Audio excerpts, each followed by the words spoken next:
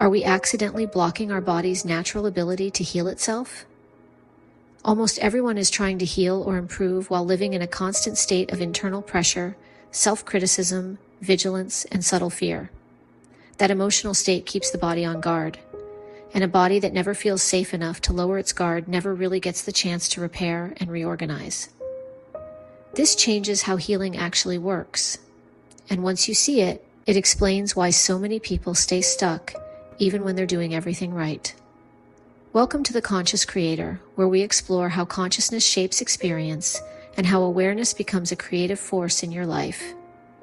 Today, we're exploring the work of Louise Hay, and in particular her book, You Can Heal Your Life. This book has influenced how millions of people think about health and healing by shifting attention toward the relationship we have with our bodies and the emotional patterns we live with over time.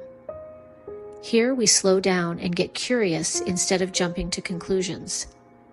We don't approach the body as a problem to solve or something that needs fixing. We approach it as something responding intelligently to the conditions it's been living inside. The assumption that the body turns against us is central to how most people interpret symptoms, and Louise Hay suggested something very different. She proposed that the body is responsive, that it adapts, that it reflects long-term emotional patterns rather than momentary thoughts or random fate, not in a dramatic or mystical way, in a deeply human one. She wasn't claiming that a single thought creates illness or that people are responsible for their suffering, and she wasn't promoting positivity as a cure. What she was pointing to was something much quieter and far more subtle. The idea that how we relate to ourselves becomes the environment the body lives inside. Think about that for a moment. Your body lives inside your internal dialogue. It responds to the emotional tone you carry, the level of safety you feel in your own skin, and the pressure or ease you place on yourself as you move through the world. And it responds faithfully. When someone lives in long-term tension, the body organizes itself around that state. When emotional threat becomes familiar, the nervous system stays alert by default. When ease with oneself is rare, relaxation doesn't come easily either. None of this means the body is broken. It means the body has been paying attention. This is why Louise Hay's work begins in such an unexpected place. Not with symptoms or diagnoses, but with the relationship we have with ourselves. Because the moment you stop seeing your body as the enemy, something subtle but powerful shifts. You stop fighting, and the body no longer needs to stay on defense.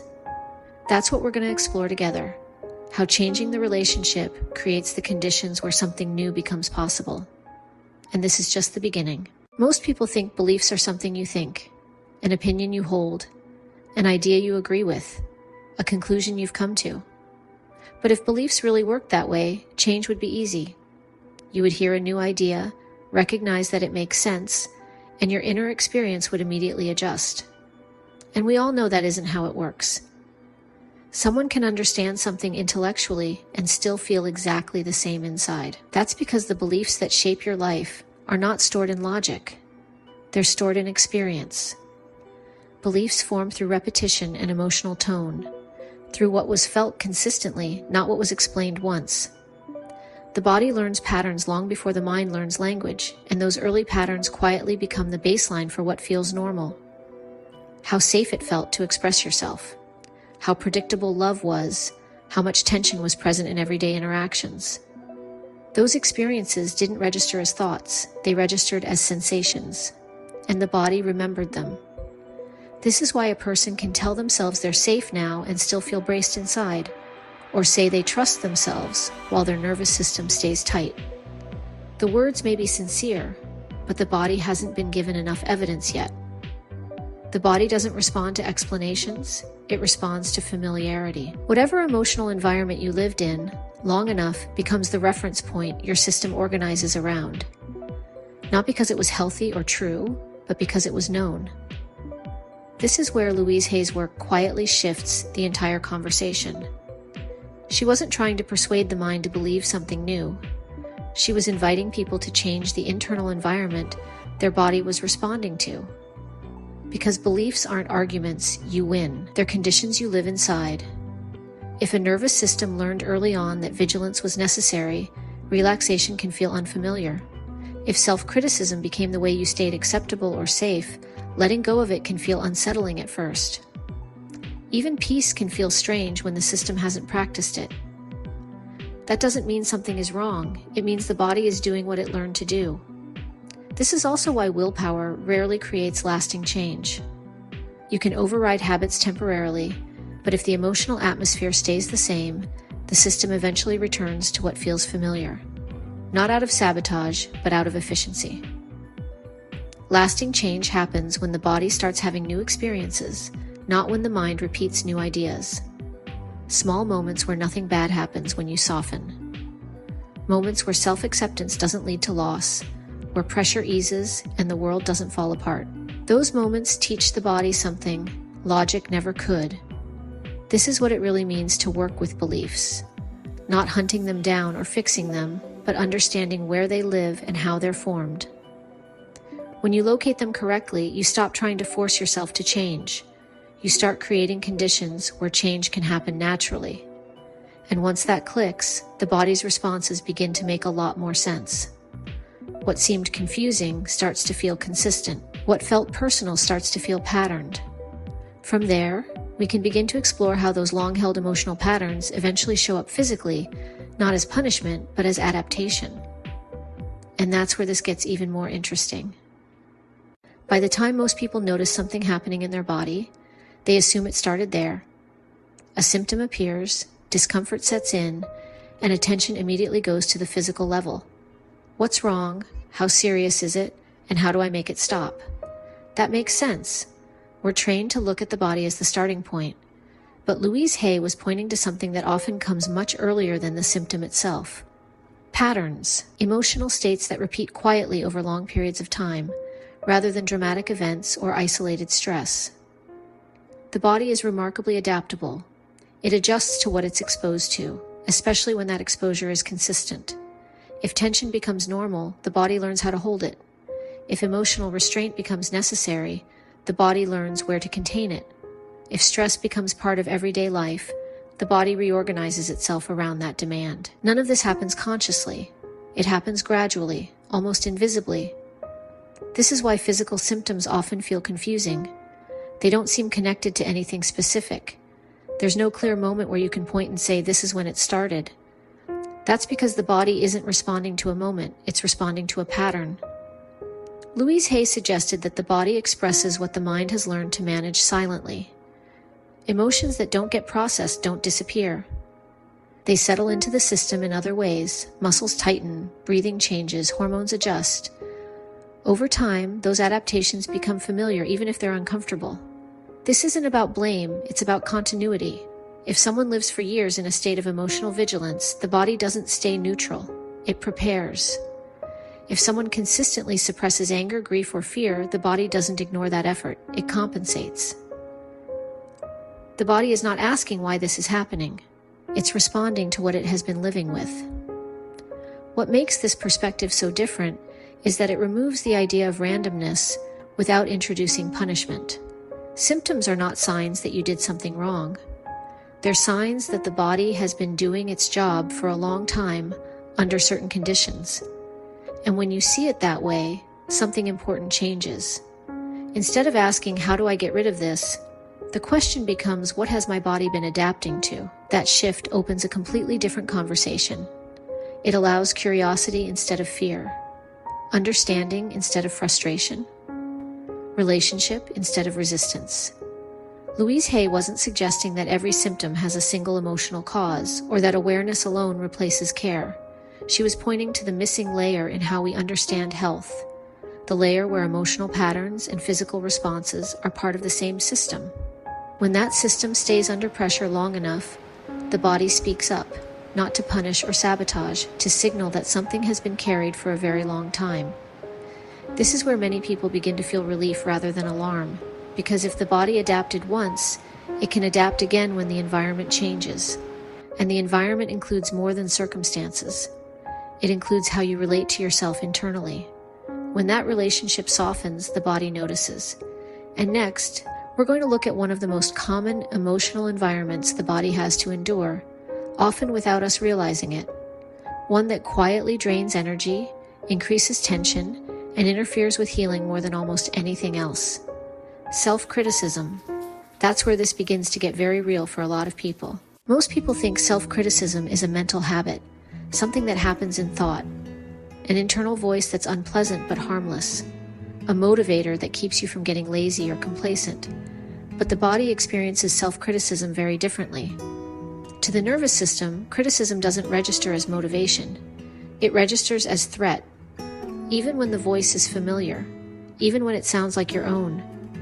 Every time that internal pressure shows up, the body prepares. Muscles tighten, breathing shifts, chemistry changes, not because something bad is happening, but because something might. And when that state becomes familiar, the body stays there longer than it needs to. Louise Hay understood this intuitively. She saw how many people were trying to heal while continuing to attack themselves internally. On the surface, they were doing everything right, but underneath, the system was never given permission to stand down. You can't heal in a state of defense. That's not a moral statement, it's a biological one. A body that feels under constant evaluation stays on alert. It conserves energy, it prioritizes protection. Repair becomes secondary. Not because healing isn't possible, but because safety hasn't been established. This is why self-criticism is so exhausting. It doesn't just drain you emotionally. It creates an environment where the body is always braced for correction. And what makes it especially tricky is that most self-criticism doesn't feel harsh. It feels reasonable, responsible, necessary. It sounds like keeping standards, like staying realistic and preventing disappointment. But the body doesn't hear nuance, it hears pressure. Louise Hay wasn't asking people to pretend everything was fine or to replace honesty with positivity. She was asking a much deeper question. What would happen if you stopped treating yourself as a problem that needed constant management? For many people, even considering that feels uncomfortable, because self-criticism often developed as a way to stay safe, loved, or acceptable. Letting go of it can feel like letting go of control. But control is not the same as care. Care creates safety. Control creates tension. When self-talk softens, the body receives a different signal. Not a command to heal, but permission to stop defending. And that permission matters more than any technique. This doesn't mean criticism disappears overnight. It means you start noticing it without believing it. You recognize it as a learned pattern, not a truth that needs to be obeyed. And as that pattern loosens, something else begins to happen. The body starts to shift out of survival mode. Energy becomes available again. Repair stops being postponed. Not because you forced change, but because the internal environment changed. This is one of the quiet pillars of Louise Hay's work. Healing begins where self-attack ends. And once that idea lands, the next question naturally arises. If self-criticism keeps the body on alert, what actually helps the system relax and reorganize itself? That's where we're heading next. Affirmations are one of the most misunderstood tools in personal development. Some people swear by them, others feel nothing when they try them, and many quietly assume they're doing something wrong when they don't work. Louise Hay didn't see affirmations as magic words.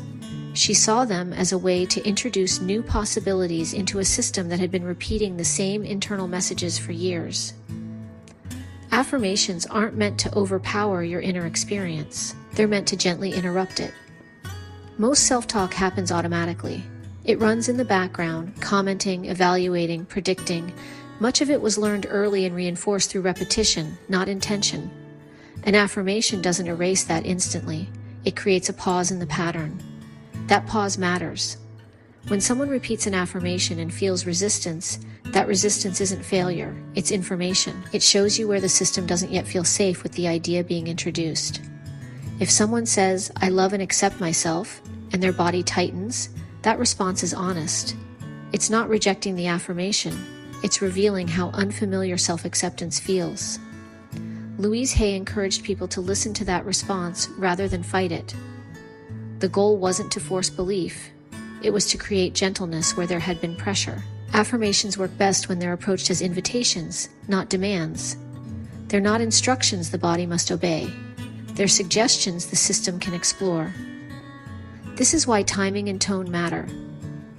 Saying something supportive while internally bracing doesn't create alignment, but offering a softer statement, one the body can tolerate, often opens more space than trying to leap straight to certainty. Sometimes the most effective affirmation isn't bold or absolute. It's something like, "I'm learning to be kinder to myself," or "It's becoming safer to relax." Those kinds of statements don't trigger the system, they reassure it. Louise Hay understood that healing happens through cooperation, not conquest. Affirmations were never meant to override your experience. They were meant to gently reshape it over time. And over time is important. Affirmations don't work because they're repeated endlessly. They work because they're repeated in an environment that's becoming safer. When self-criticism softens and pressure eases, new messages have somewhere to land. Used this way, affirmations stop being performative. They become relational. You're not trying to convince yourself of something you don't believe. You're building trust with your own system. You're showing it that change doesn't come with punishment attached. And that's when something shifts. The body begins to listen differently. Resistance lessens. New emotional responses become possible. Not all at once, but enough to matter. Next, we're going to look at what Louise Hay meant by self-love and why it's not a personality trait or a moral achievement. It's a biological state that allows the body to reorganize itself, and that reframes everything. When Louise Hay talked about self-love, she wasn't talking about confidence, personality, or liking everything about yourself. She was talking about safety. Self-love in her work wasn't something you earned or achieved. It was the internal condition that allows the body to stop bracing and start reorganizing. Most people misunderstand this because they think of love as an emotion, something you feel strongly or clearly. But the body experiences love more simply. It experiences the absence of threat. When you're not criticizing yourself, correcting yourself, or anticipating what's wrong, the system receives a different signal. Breathing shifts, muscles soften, attention widens. The body moves out of constant readiness. That shift is biological. Louise Hay understood that healing doesn't begin when you believe the right thing. It begins when the body feels safe enough to change, and self-love is what creates that safety. This is why trying to heal while staying harsh with yourself rarely works. The body doesn't interpret discipline as care. It interprets it as pressure, and pressure keeps systems locked in protection mode. Self-love is not indulgence, it's regulation. It's the difference between constantly monitoring yourself and allowing yourself to be as you are in the moment. That allowance tells the body it doesn't need to stay on guard. For many people, this feels unfamiliar. If self-criticism developed as a way to stay acceptable or in control, letting it go can feel risky. There can be a fear that without it, things will fall apart. Louise Hay gently challenged that assumption. She suggested that care creates more stability than control ever could. When the internal environment becomes kinder, the body responds. Not because it's being commanded to heal, but because the conditions for repair are finally present. This doesn't mean everything changes overnight. It means the system starts moving in a different direction. Stress chemistry begins to settle. Energy becomes available again. Processes that were paused can resume. Not dramatically, quietly. Self-love in this sense means ending the constant internal demand to be different, a demand that keeps the body in a state of effort. When effort relaxes, intelligence can reemerge. Louise Hay trusted the body's capacity to reorganize when it was no longer under attack. She didn't try to micromanage outcomes. She focused on restoring the relationship, and that's the heart of this work. When you stop treating yourself as a project and start treating yourself as someone who deserves safety, the body begins to respond in ways that can feel surprising, like something obstructive has been removed. Next, we're going to talk about why healing rarely looks linear, and why that matters more than most people realize. That understanding removes a lot of unnecessary pressure. Most people imagine healing as a straight line. Something improves, progress continues, the problem disappears. When that doesn't happen, discouragement sets in. People assume they're doing something wrong or that the approach isn't working. Louise Hay saw this pattern again and again, as expectations were shaped by an oversimplified idea of how change unfolds. Healing doesn't move in a single direction. It unfolds in layers. When the internal environment begins to change, the body responds in stages. Symptoms may shift before they fade, awareness can increase before relief appears, and old patterns often surface more clearly before they loosen. This isn't regression, it's exposure. As self-criticism softens and safety increases, the system has more capacity to process what was previously managed through tension. Emotions that were held down can come into awareness. Sensations that were ignored can be felt more clearly. That can feel unsettling if you expect immediate improvement. Louise Hay emphasized patience, not as a virtue, but as a necessity. Pressure to heal quickly recreates the same internal demand that interfered with healing in the first place. The body doesn't respond well to timelines imposed from the outside. It responds to consistency and care. This is why comparing your progress to someone else's rarely helps. Every system has a different history. What your body adapted to, how long it adapted, and what it needed to survive all matter. Healing respects that history. It also explains why change can feel uneven. A person might notice improvement in one area, while another feels unchanged, or experience relief one week and discomfort the next. That doesn't mean the work stopped. It means the system is reorganizing. Louise Hay didn't encourage people to monitor every sensation or interpret every fluctuation. She encouraged them to stay in relationship with themselves through the process, to notice without panic, to respond without judgment, to continue creating safety even when results weren't obvious. This approach removes the performance aspect from healing. You're not trying to prove that something is working. You're allowing the process to unfold at its own pace. And that pace matters. When pressure drops, the body has more freedom to adjust. When self-trust grows, the system doesn't need constant reassurance. And when expectations soften, progress often becomes more noticeable. Not because you pushed harder, but because you stopped interfering. This is one of the most compassionate aspects of Louise Hay's work. Healing is not something you do correctly or incorrectly. It's something you participate in, and participation looks different for everyone. Next, we're going to bring all of this into practical application, not as a routine to follow, but as a way of relating to yourself that supports the body instead of working against it.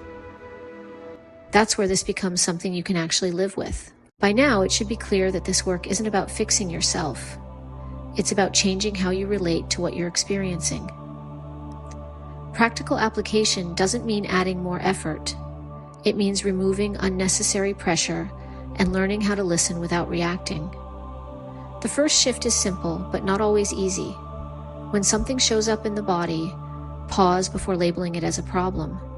Instead of immediately asking how to make it go away, ask what state you've been living in. Not in a self-blaming way, in a curious one. What has the emotional tone of your days been like? How much tension has been present? How often have you been hard on yourself without realizing it? You don't need answers right away. The question itself starts changing the relationship.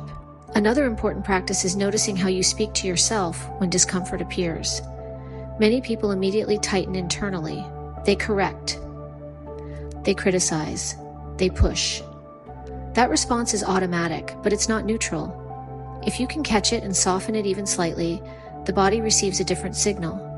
Not reassurance that everything is fine, but reassurance that it's safe to feel what's being felt. This is where affirmations can be useful, not as declarations, but as permission. Instead of telling yourself what must change, offer statements that create room. Something that doesn't argue with your experience, but supports it. Phrases like, "I'm learning to listen to my body," or "It's okay to slow down right now," can be more effective than anything absolute. The goal isn't belief, it's tolerance. As tolerance grows, resistance drops. Another practical element is allowing yourself to notice patterns without immediately trying to fix them. If the same tension shows up repeatedly, let that observation be enough for now. Awareness without urgency is often what allows change to begin. And perhaps the most important application is this. Stop monitoring yourself for progress. Healing doesn't respond well to surveillance. Constantly checking to see if something is better keeps attention locked in evaluation mode. That mode signals pressure, not safety. Instead, let improvement be something you notice in passing. A moment of ease you didn't expect. A reaction that didn't happen the way it usually does. a sense of space where there used to be tension. Those moments matter more than milestones. Louise Hay's approach wasn't about doing everything right. It was about staying in relationship with yourself while things shifted. That relationship is what the body responds to. When the tone inside becomes kinder, slower, and less demanding, the body starts reorganizing on its own timeline. Not because it's being told to, but because it finally can. This way of working doesn't require discipline. It requires permission, and that permission is something you give yourself moment by moment, not as a rule, but as a choice. Next, we're going to bring this full circle and talk about what Louise Hay was really pointing to beneath all of this: healing as a change in relationship. That's where the deeper message lives. Louise Hay wasn't really teaching people how to heal their bodies. She was teaching them how to stop fighting themselves. Everything in her work points back to that single shift. The body responds to the relationship it lives inside. When that relationship is harsh, demanding, or fearful, the body adapts by staying on alert. As the relationship softens, something else becomes possible. This is why her work continues to resonate decades later. It wasn't built on techniques or trends. It was built on a simple but profound observation. The body listens. It listens to the tone you carry toward yourself, to the expectations you place on yourself, and to the pressure you live under without questioning it.